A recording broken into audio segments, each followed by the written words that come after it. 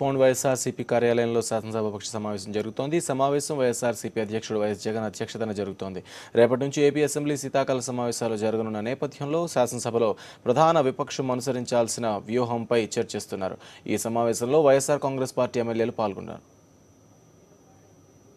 ఈ అసెంబ్లీ సమావేశాలను సమర్థవంతంగా వినియోగించుకొని ప్రజల సమస్యల్ని, ప్రజల గుండె చప్పుళ్ళని అసెంబ్లీ వేదికగా తప్పనిసరిగా ఈ ప్రభుత్వం దృష్టికి తీసుకెళ్లడం జరుగుతుంది.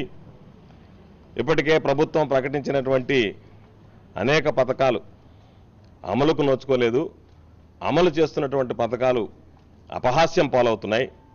కాబట్టి వీటన్నిటిని కూడా రాబోయేటువంటి ఈ సెషన్లో, అసెంబ్లీ సెషన్లో అసెంబ్లీని వేదికగా చేసుకొని ప్రభుత్వాన్ని నిలదీసి ప్రజల పక్షాన నిలబడి, మొదటి నుంచి వైఎస్ఆర్ కాంగ్రెస్ పార్టీ ప్రజల పక్షాన నిలబడి పోరాటం చేస్తుంది. కాబట్టి అదే పోరాటాన్ని కొనసాగించి ఈ ప్రభుత్వం మీద ఒత్తిడి తెచ్చి ప్రభుత్వం ఏదైతే హామీలు మేనిఫెస్టోలో పొందుపరిచిందో వాటన్నిటిని అమలుపరిచే విధంగా చర్యలు తీసుకోవడం జరుగుతుంది అని చెప్పి ఈ సందర్భంగా తెలియజేస్తున్నాం. 15 రోజులు పెట్టాలని రేపు ఖచ్చితంగా డిమాండ్ చేయదలుచుకున్నాం.